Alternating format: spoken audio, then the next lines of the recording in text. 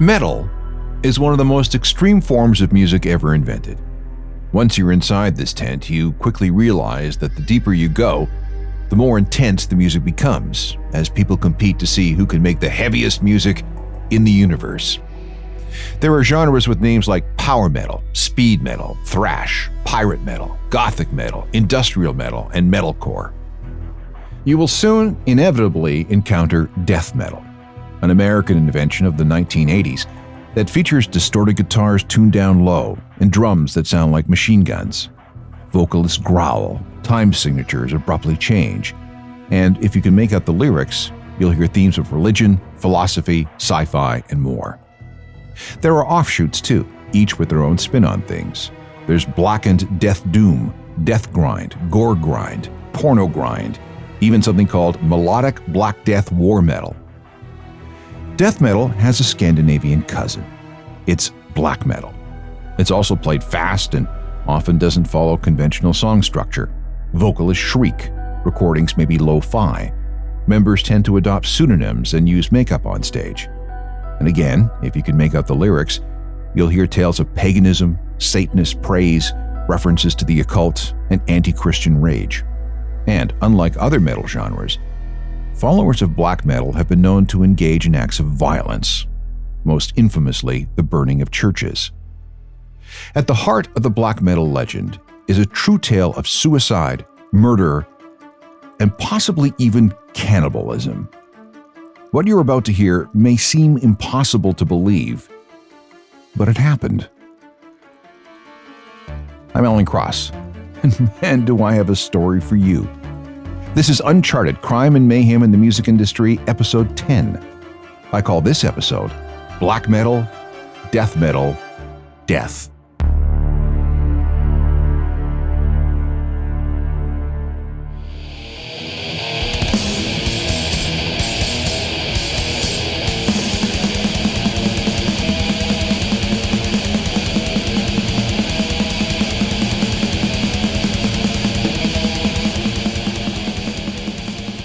That's a Norwegian band called Mayhem, formed in the small city of Langus in 1984, and they will be the focus of this crazy story of murder in the extreme. Let's start with a little context. Heavy metal was born in the late 1960s. It quickly began to mutate and evolve into many different subgenres, with some adherents looking to push the heaviness as far as possible. By the early 1980s, we had something that was being called thrash metal, best exemplified by early Metallica and Slayer. There was also speed metal, which could be described as a blend of metal and hardcore punk rock. Think groups like Motorhead and The Exploited. Thrash and speed channeled rage and aggression and directed it towards conservatism in all its forms: politics, religion, capitalism, and the overall status quo. Thrash was an invention of America, the UK, Germany, and parts of Latin America, drawing inspiration from Black Sabbath and groups in a class known as the New Wave of British Heavy Metal. This music was definitely extreme and very heavy. The pleasure is to play, ain't no difference what you say. I don't say green, the only card I need is the ace of spades, the ace of spades. But as heavy and intense as thrash and speed were, some found ways to go even heavier and more intense. And what could be more intense and heavier than death? Death metal took speed and thrash to another place. Things probably got started in the late 1970s with an extreme metal band from Newcastle called Venom. Other groups followed with names like Possessed, Autopsy, Morbid Angel, Obituary, and Necrophagia. Meanwhile, in Scandinavia, Norway specifically, another extreme scene was developing, and it was called black metal. Black metal shared a lot with the other metal subgenres: distorted guitars, intense vocals, a drumming technique called blast beats, and lyrical attacks against all areas of society. Musical influences came from Black Sabbath, Motorhead, and the Sex Pistols. We can even add Kiss to that list, since many black metal bands adopted wearing black and white makeup on stage in a style known as corpse paint. But what set black metal apart from its brethren was its all-encompassing extreme hate for organized religion, especially Christianity. The scene's ideology was loaded with satanic doctrines and convictions designed to spread fear, suffering, and sorrow. In fact, the original name for this music was satanic metal. The name black metal came from the title of a 1982 album by Venom, and by the mid-1980s, a lot of bands had adopted this style. It all became pretty apocalyptic. Death, war, authoritarianism, various global catastrophes, and natural disasters. This was cut with elements of folklore and mythology, pagan beliefs, the distant past, deep introspection, self-harm, and even suicide. In the beginning, black metal bands rarely played live. For them, the most important thing was to capture their authenticity on record, which was also where the extremes of their sound could be preserved and studied. Those who did play live treated their concerts as rituals, with corpse paint makeup, spiky black costumes, mock crucifixions, lots of animal blood, and even the heads and bodies of dead animals. If the goal was to shock and appear demonic, well, mission accomplished. This leads us to the band at the center of our story. Mayhem first came together in Norway in 1984. At the heart of the group was guitarist Øystein Arseth, who adopted the name Destructor and later Euronymous. He was joined by Jorn Stubberud, otherwise known as Necrobutcher, and drummer Ketil Mannheim. In 1987, Mayhem recorded an EP entitled Death Crush, which quickly sold 1,000 copies. Pretty spectacular for such a niche effort. It did help that Euronymous ran an independent record store in Oslo called Hell that specialized in the most extreme music available. It was a meeting place for black metal fans who sometimes came by just to hang out in the basement. The walls were black and decorated with medieval weapons. There was a tombstone in the window. Hell was also the headquarters for a label called Deathlike Silence Productions, which released several records by like-minded bands. A certain group of death metal musicians were also drawn to Hell. Hanging out there turned them into black metalers. They called themselves the Black Metal Inner Circle, or so the rumor went. This was largely a made-up story by Euronymous to bait the media. It was, in short, kind of a joke. After a couple of lineup changes, Mayhem ended up with a new vocalist named Pelle Yngve Holden. He took the pseudonym Dead.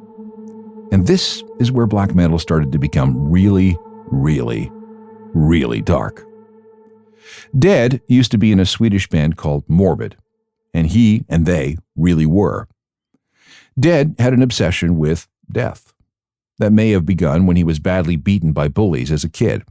He suffered a ruptured spleen, internal bleeding, and other injuries which left him clinically dead for a time. When he recovered, that's when he adopted the name Dead. He hoarded dead birds, geese especially, which he kept under his bed. He took a dead crow in a plastic bag with him on tour, and before going on stage, he'd open the bag and take a deep sniff, saying that he needed to perform with the stench of death in his nostrils. He wore t-shirts adorned with funeral announcements. He was extremely introverted and displayed all the symptoms of deep depression. Dead would often hide himself in his bedroom for long stretches, sometimes engaging in self-harm. When he came out of that bedroom, he'd sometimes cut himself in front of other people so much that they'd have to restrain him. Dead got the gig with Mayhem when he sent them a package containing a letter, a demo tape, and a crucified mouse. Mayhem did play live, and Dead was determined to make each show as grotesque a spectacle as possible. Yes, there was the corpse paint makeup, because he really did want to look like a dead body. For added effect, he would bury his stage clothes, leave them in the dirt for a few days, dig them up, and then use them for a show. One time, he asked his bandmates to bury him. On stage, Dead would sometimes cut himself. A hunting knife was preferred, but broken glass would do. And wherever possible, Dead would source out the head of a pig or a sheep, impale it on a spike, and plant it right there in front of the stage. Annoyed by people showing up to gigs pretending to be all death metal, Dead would throw those animal heads into the crowd. "If you don't like blood and rotten flesh thrown in your faces, then you can get out," he would say. So, yeah, there was something strange about Dead. Those close to him had the impression that Dead truly believed he was a creature from another world. He had a fascination with vampires and certain diseases. He claimed that his grandmother was a white witch and sometimes tried casting spells of his own. And when Dead spoke about his death, he did it with real conviction. It's possible he suffered from something called Cotard syndrome, a rare condition where a person believes that their body is not that of a living human being, but instead is an actual corpse. He did speak of visions of blood being frozen in his veins. By 1990, Dead and Euronymous were sharing a place. Then everyone moved out to an old rented house in a forest so they could write and rehearse material for what would be their debut album. But Dead and Euronymous weren't getting along on a bunch of different levels. Dead would often storm out of the house and disappear into the forest when Euronymous played music he didn't like. Euronymous would then run after him with a shotgun, shooting in the air. At one point, it said that Dead stabbed Euronymous with a kitchen knife. And it wasn't uncommon for Euronymous to get fed up and say things like, "If you want to be dead, just kill yourself." So he did. On April 8, 1991, Dead was dead.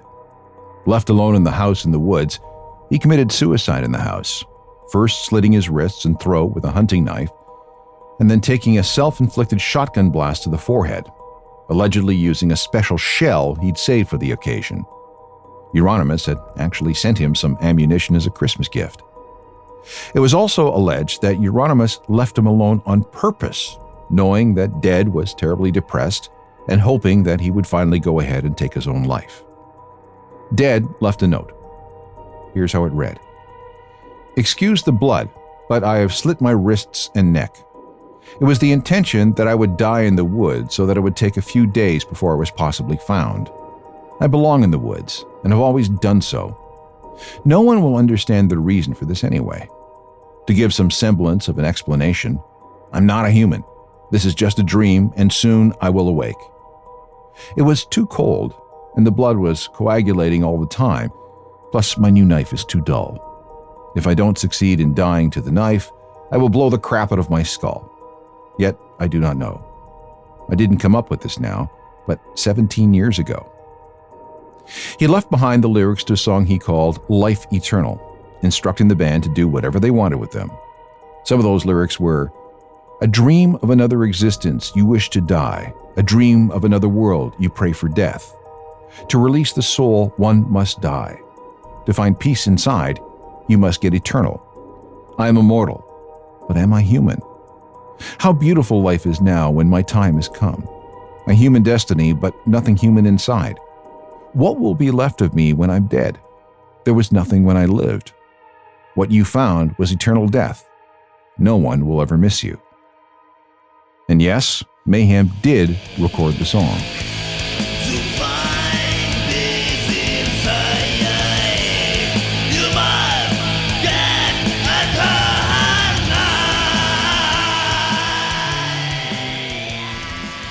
It was Euronymous who found Dead dead. So what did he do? Instead of calling the police, he immediately went to the store and bought a disposable camera so he could take some pictures. He even rearranged a few things so the shots were just right. One of those photos ended up as the cover artwork for a bootleg live album called Dawn of the Black Hearts. Necrobutcher, the bass player, didn't hear about the suicide until the next day. And here's how he recalled how the news was delivered. Euronymous says, "Dead has done something really cool. He killed himself." I thought, "Have you lost it? What do you mean cool?" He says, "Relax. I have photos of everything." I was in shock and grief. He was just thinking how to exploit it. And exploit it he did. First, he claimed that Dead killed himself because he was distressed that black metal had become too trendy and commercialized. He allowed rumors to spread that he fashioned necklaces made from the shattered bits of Dead's skull that he wore and gave to a couple of friends. I can tell you that he put a bone fragment up for sale in 2018, claiming that it came from Dead. And most shocking of all was the rumor he gathered up bits of Dead's brain matter, made a stew, and ate it. Is this true? Is this false? Hard to tell, but if Euronymous was looking to turn Mayhem into the most evil band of all time, he did a pretty good job. All this was too much for Necrobutcher, and he left the band, silently harboring thoughts that he had to kill Euronymous for how he treated Dead and what happened after. He never got the chance because someone beat him to it, just as he was planning on hunting Euronymous down. That's coming up.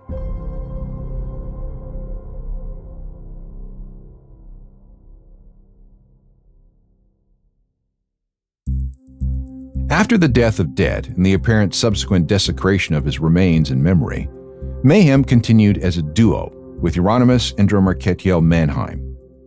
They were joined for a brief time by a vocalist and bassist who went by the name Occultus, but once he started getting death threats from Euronymous, he quit.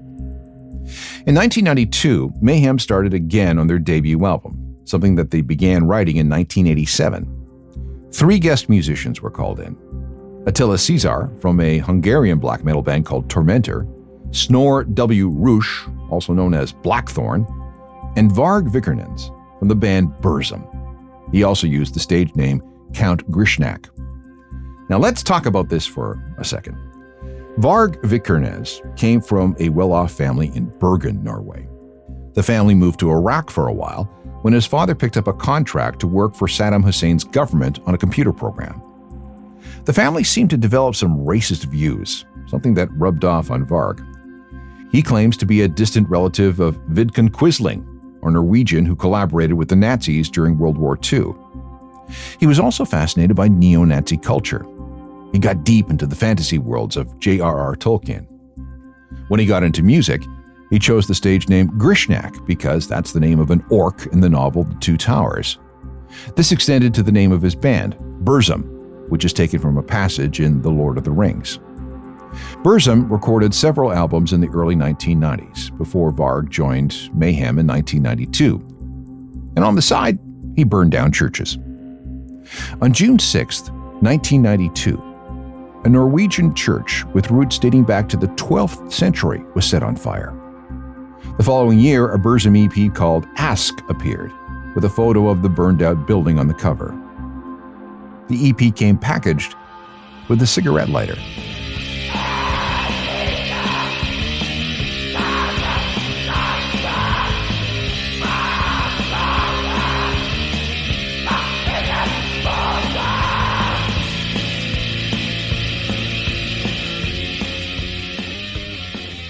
The arson continued through 1992.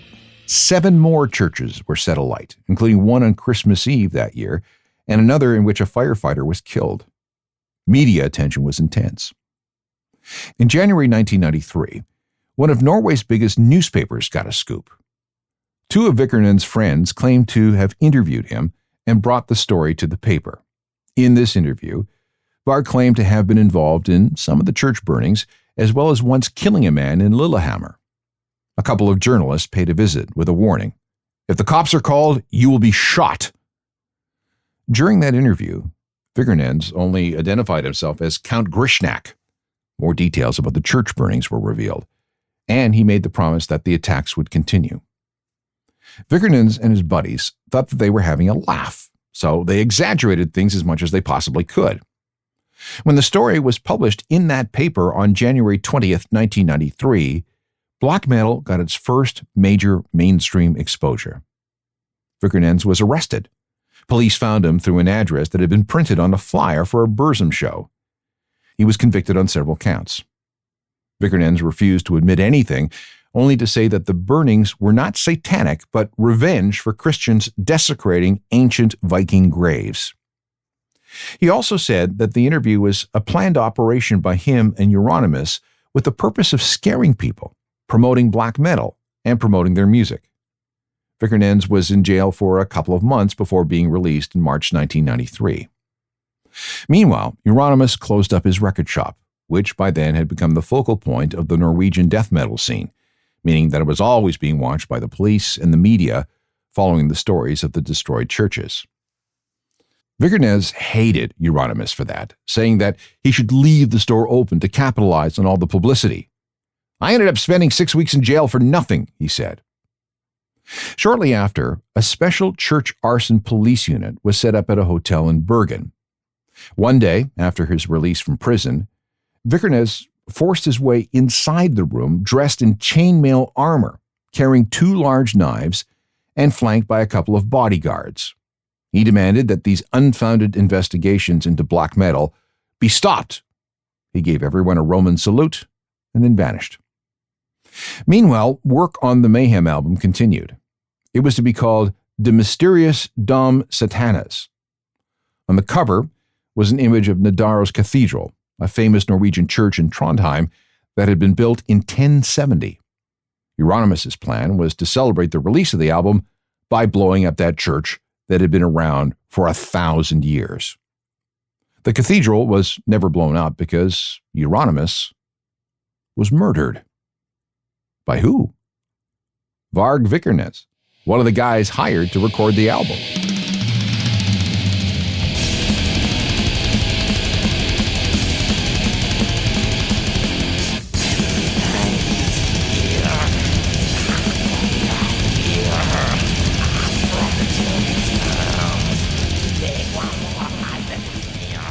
Around the time the record store was closed, tensions began to explode between Euronymous and Vikernes.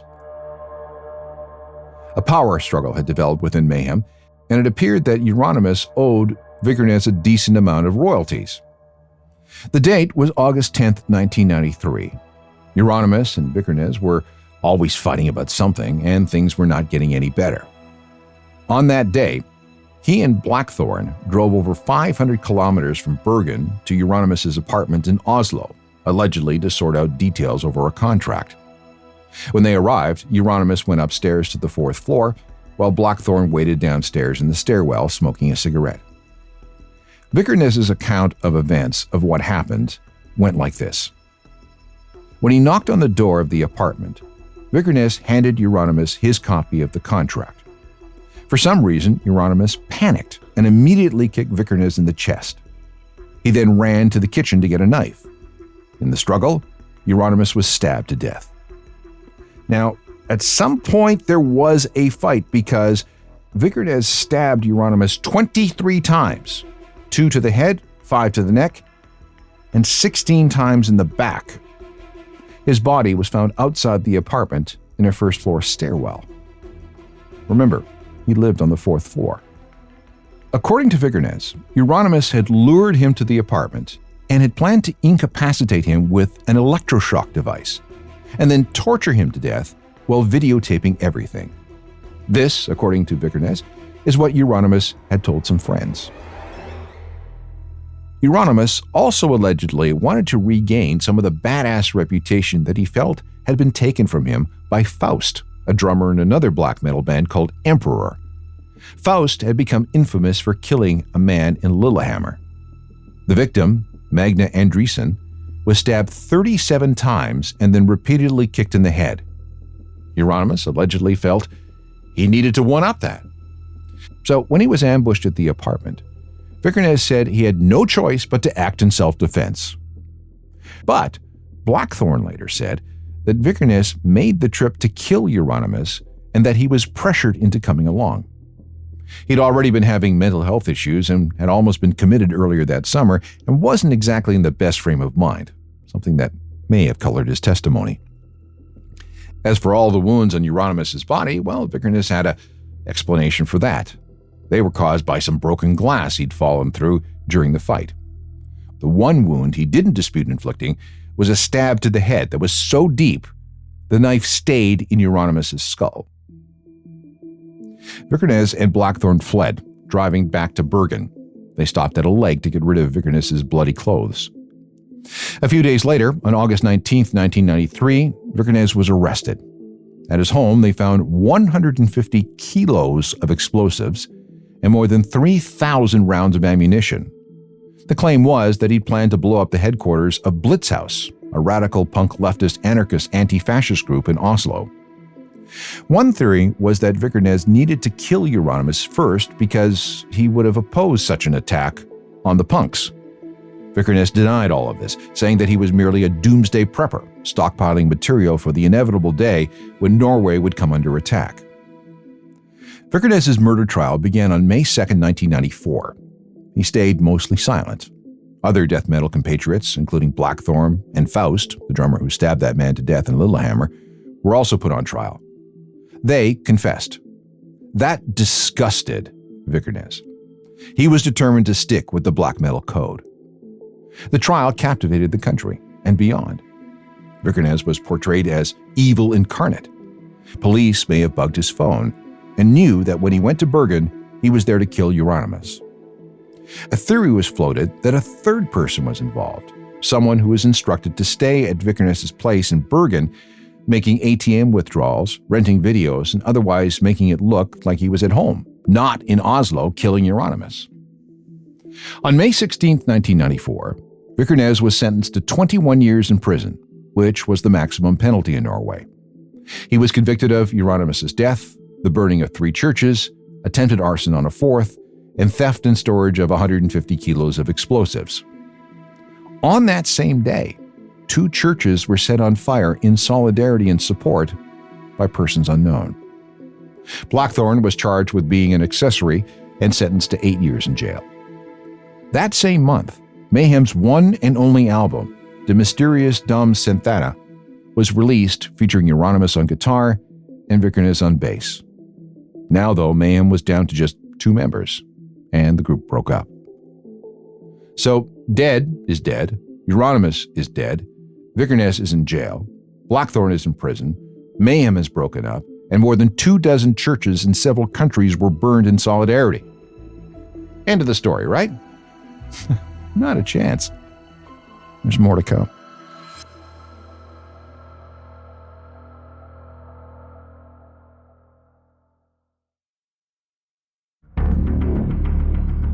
With Mayhem out of the picture and Varg Vikernes in jail, the heat around black metal began to subside. The church burnings associated with the scene continued until late 1995 and then suddenly stopped. The music continued, though. Necrobutcher, Mayhem drummer Hellhammer, and several other death metal vets, including a singer who went by the name of Blasphemer, reformed Mayhem, releasing an EP in 1997. They refuted Satanism, but had no trouble with neo-Nazi philosophies. An album entitled Grand Declaration of War was released in 2000.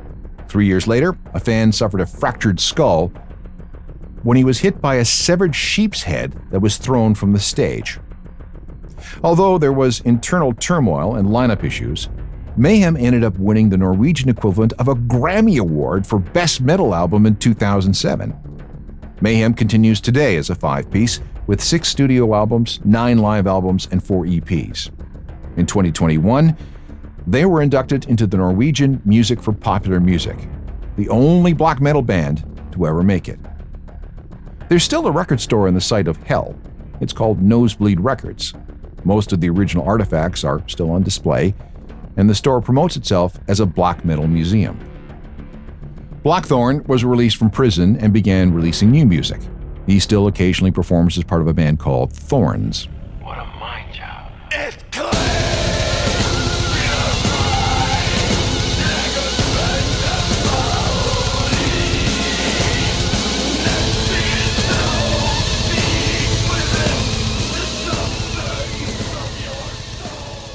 Vikernes served his time in 5 different prisons, during which time he launched a group called the Norwegian Heathen Front, a pagan neo-Nazi organization.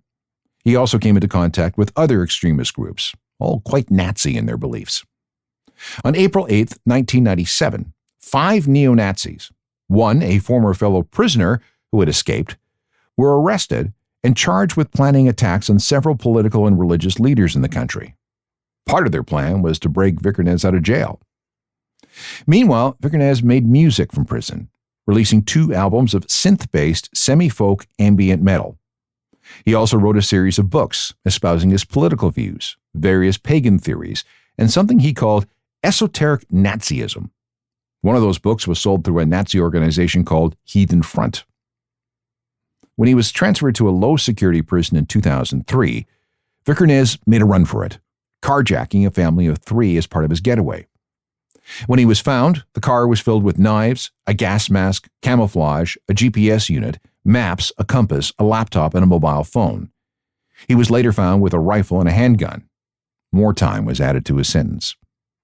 But then, in early 2009, he was released, serving almost 15 years of his 21-year sentence. He reactivated Burzum and released 3 albums in quick succession before he was retiring the name.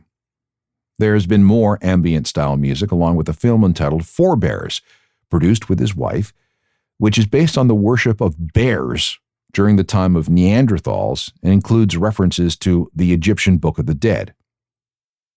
In 2011, a far-right extremist named Anders Breivik carried out a mass murder attack that killed 77 people in 2 locations in Norway with a car bomb and a shooting spree.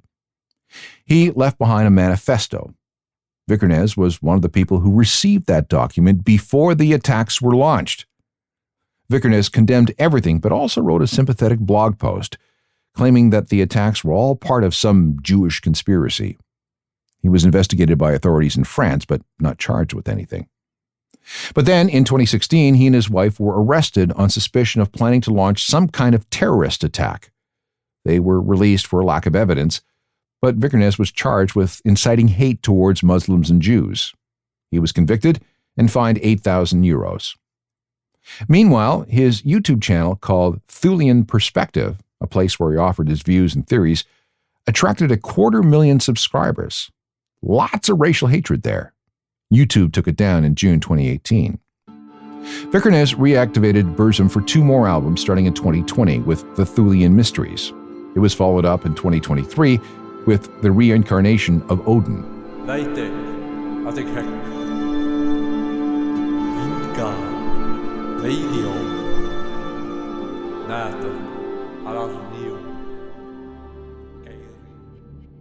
Varg Vikernes still lives in Norway and has a new legal name, Louis Cachet. That makes it easier to deal with the public and legal things. But he still goes by Varg Vikernes in his personal dealings.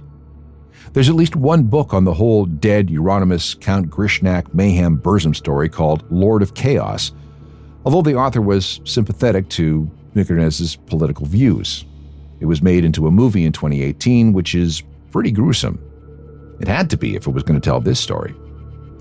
Meanwhile, the black metal scene continues with a disturbing number of acts, some, not all, spouting racist ideologies connected to the rise of something called National Socialist Black Metal. There's also something called Red and Black Metal, which has Marxist and communist principles.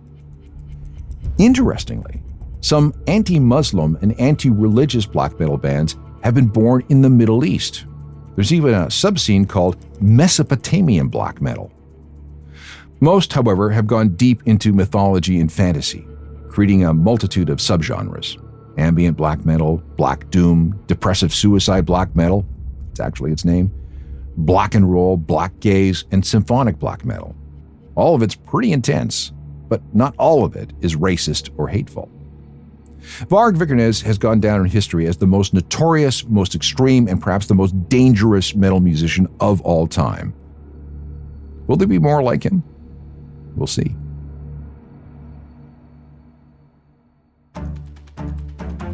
You can catch up on all episodes of Uncharted by downloading them from your favorite podcast platform. Please rate and review if you get a chance. If you have any questions or comments, shoot me an email, alan@alancross.ca. We can also meet up on all the social media sites, along with my website, ajournalofmusicalthings.com. It's updated with music news and recommendations every day, and there's a free daily newsletter that you should get. And please check out my other podcast, The Ongoing History of New Music. There are hundreds and hundreds of episodes that you can enjoy all for free. Join me next time for more stories of crime and mayhem from the world of music. Technical productions by Rob Johnston. I'm Alan Cross.